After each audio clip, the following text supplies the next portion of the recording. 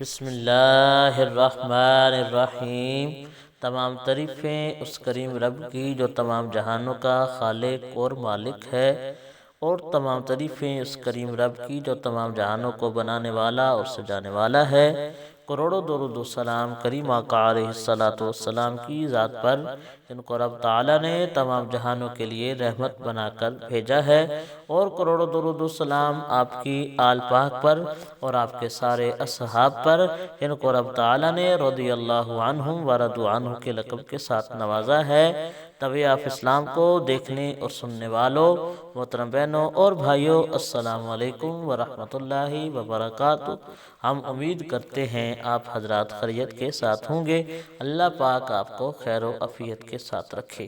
محترم بہنوں اور بھائیوں، آج جس موضوع پہ ہم بات کرنا چاہتے ہیں وہ سورہ فاتحہ کا وظیفہ ہے۔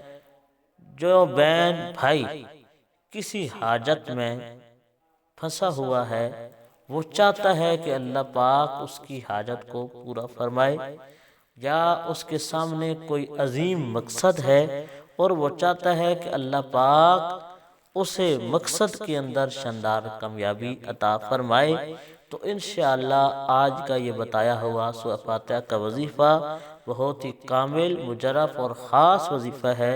اس کے بتانے سے، اس پر عمل کرنے سے انشاءاللہ ہم سب کو بہت زیادہ فائدہ ہونے والا ہے۔ محترم بہنوں اور بھائیوں، وظیفہ کی طرف جانے سے پہلے حسب معمول آپ سے ادبانہ گزارش ہے کہ پوری ویڈیو دیکھنے کے بعد اگر ہماری ویڈیو آپ کو پسند آئے، ویڈیو کو لائک کر دیں، چینل کو لازمی سبسکرائب کر دیں، گھنٹی والے بٹن کو دبا دیں تاکہ نئی آنے والی اسلامی معلوماتی ویڈیو آپ کو مل سکے۔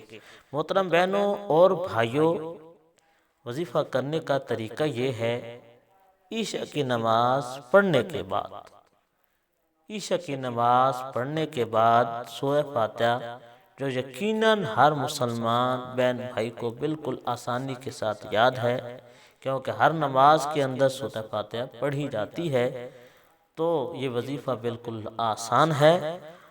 جو بہن بھائی چاہتا ہے کہ اللہ پاک اس کی ضروری حاجت کو پورا فرما دے اور اسے مقصد کے اندر کامیابی عطا فرما دے، تو انشاءاللہ آج سورہ فاتحہ کو جو وظیفہ آپ کو بتانے والے ہیں، اس سے بہت زیادہ فائدہ ہونے والا ہے۔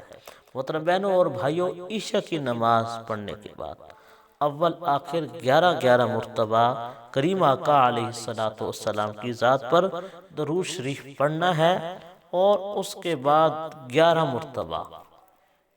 مرتبہ آپ نے سورہ فاتحہ کا وظیفہ کرنا ہے۔ جدھر نماز پڑھیں ادھر ہی بیٹھ کے اگر کر سکتے ہیں تو یہ بہت اچھی بات ہے، نہیں تو آپ جدھر گھر آ کر اگر مسجد میں نماز پڑھی ہے تو گھر آ کے کر لیں، اور بہن جو ہے جدھر بیٹھ کے مصلی پہ نماز پڑھ رہی ہے ادھر اگر کر سکتی ہے تو یہ بھی بہت افضل ہے، ادھر ہی بیٹھ کے کر لیں۔